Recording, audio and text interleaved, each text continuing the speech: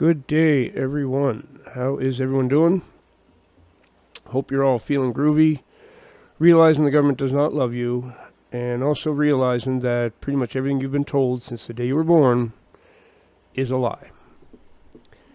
It is July the 11th of 2025, 9:20 a.m. Mr. Buzz coming to you from the communist shithole known as Ontario, Canada. And I'm going to do a video about psychedelics, which I've done in the past, but I keep getting asked about them, so I get some new subscribers that may not have seen my previous videos on this topic, so I thought I would talk about it today. First thing I want to say is I do not promote the use of psychedelics or any drugs at all. I promote abstinence from all substances like that. That's the way to go. That's what will keep you close to the Lord. Psychedelics are an especially dangerous thing when it comes to spiritual issues. Okay, psychedelics open doors that are better left closed, is what they do. So we'll start with the word hallucination. People learn that psychedelics cause hallucinations, which means you're seeing or hearing something that is not actually there. It's just created in your own mind. Wrong. Wrong. Completely wrong. In my opinion, there's actually no such thing as a hallucination.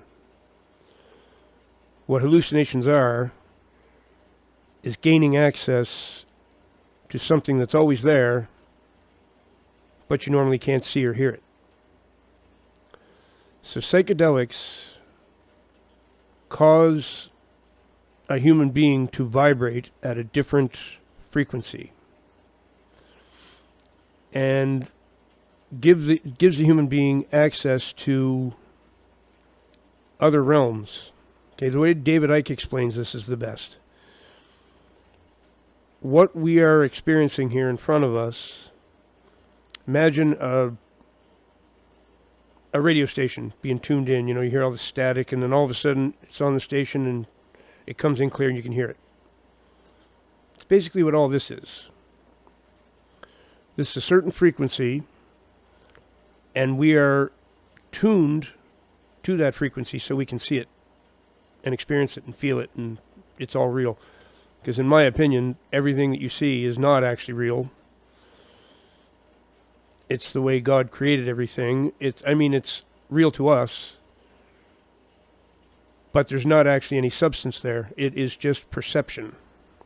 It's a frequency we're tuned into, and we can see, feel, hear, all of it.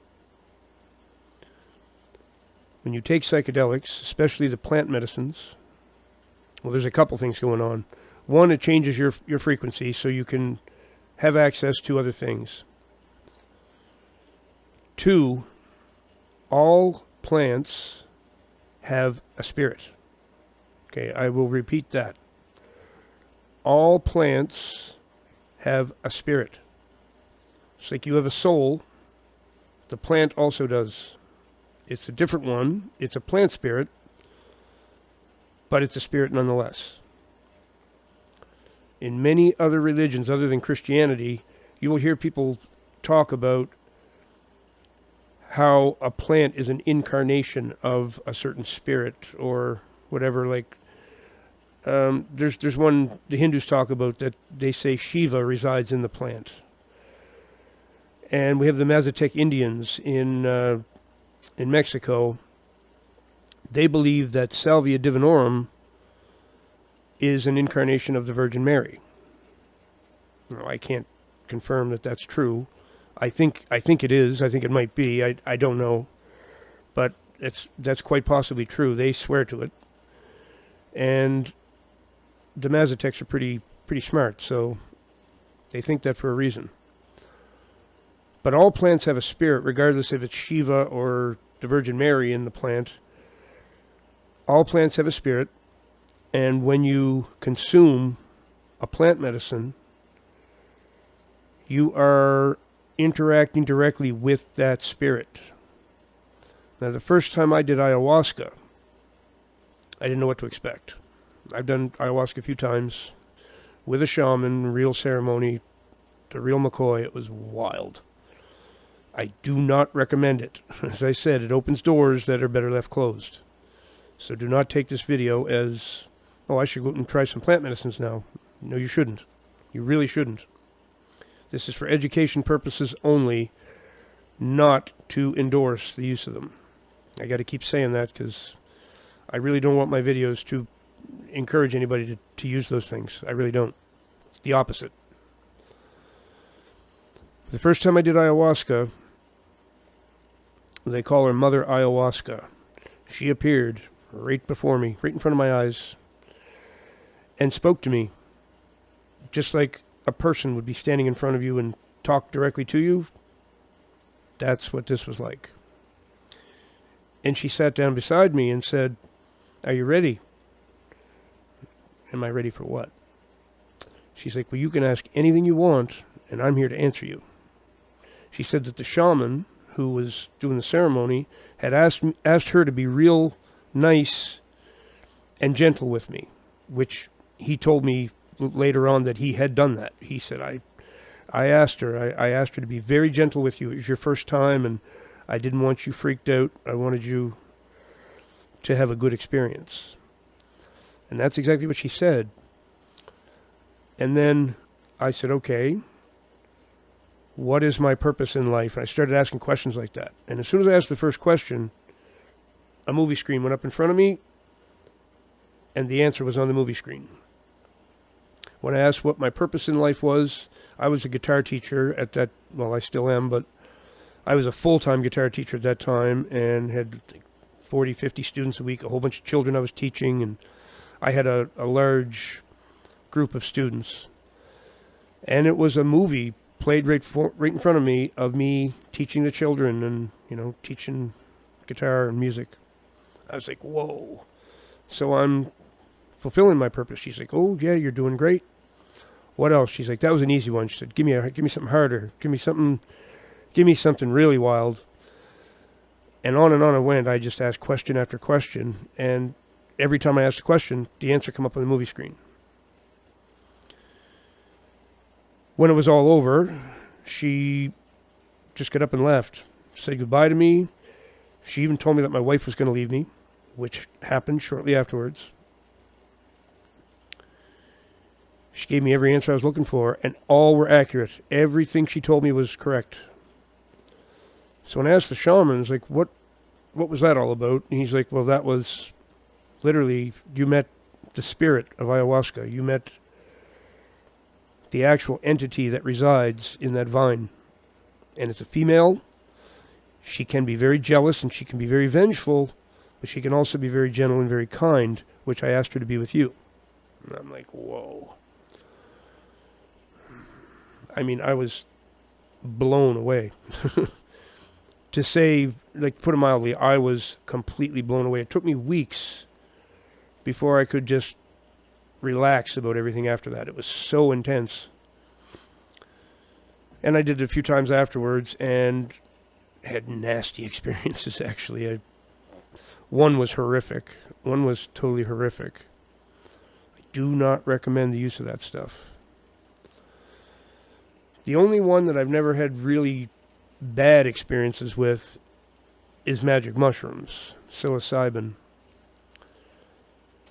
Still intense, still totally wild, and turns your brain into a pretzel for a while.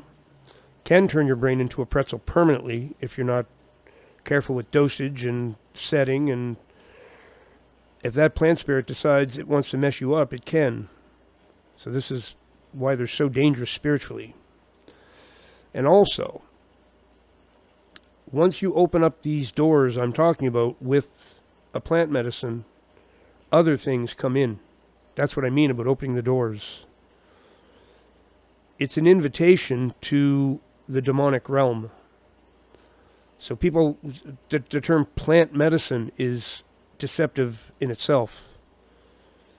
It's not really medicine. It's an invitation to the demonic, is what it is. Not just demons, but entities that you can't even imagine. The spirit realm is full of everything you don't want to meet. Everything you really don't want to meet. And psychedelics are an invitation to those things. So be very careful. Everybody can make their own decisions what they want to do in life.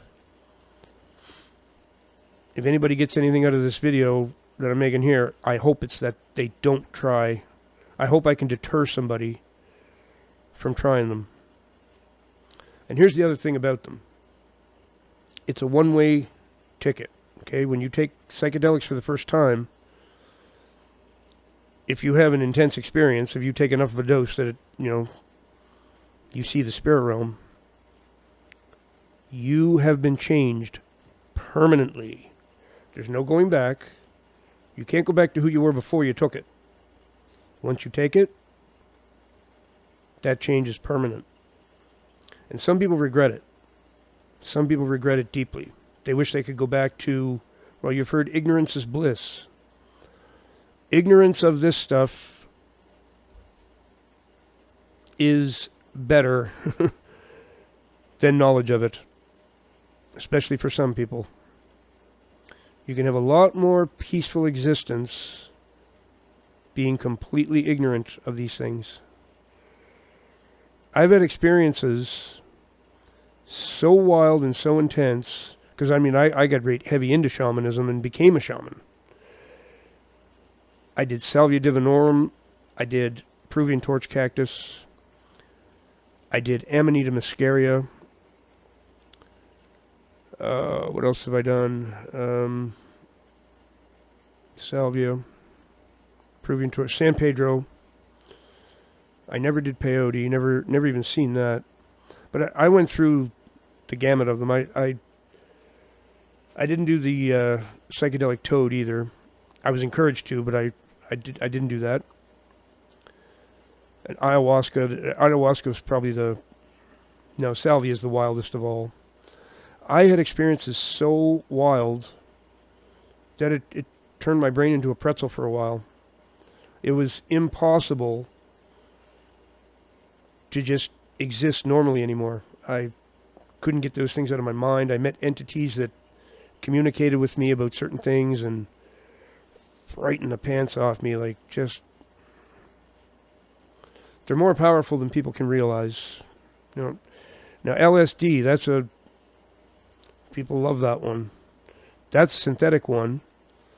And a synthetic psychedelic cannot have the same effect as a plant medicine because it does not have a spirit. Oh, LSA is the other one I did. Morning Glory seeds. If you do LSA, which is the precursor to LSD, that does have a spirit. But LSD made in a lab, even though it's derived from the LSA, does not have a spirit. It's completely synthetic. It will dazzle you and show you all kinds of funky things, but you will not commune with a plant spirit and have the same kind of experience that you will with the Morning Glory seeds. That is a female spirit and will do the same sort of thing as ayahuasca. You might meet her she usually looked like a silhouette with me, a black silhouette. You could tell it was a female for sure. It's like a human form. And she would talk just like Mother Ayahuasca did. Wild stuff, folks. Wild stuff. I don't recommend it. It's not that you have to usually worry about dying from an overdose and stuff, but your brain can be completely turned into a pretzel permanently. One guy the shaman always talked about, it was kind of mean what happened to him. Somebody gave him Datura and told him it was something else. And he drank it, and it was Datura. And then they started laughing at him. He's like, "What are you laughing at? You just took Datura. Have fun." It was a mean trick they played on him. Within 24 hours, he was on the roof of a building going, cuckoo, cuckoo. And he, to this day, apparently, well, the last time I saw the shaman a few years ago, the shaman said he was still thinking he was a bird going around doing this. He was in a mental institution. So Datura twisted his brain big time and permanently. He'll probably never come back. He's living in the spirit realm forever now. It changed him in a permanent way that he does not even have access to this realm anymore. He's in the spirit realm permanently. So I hope I've deterred somebody from trying these things.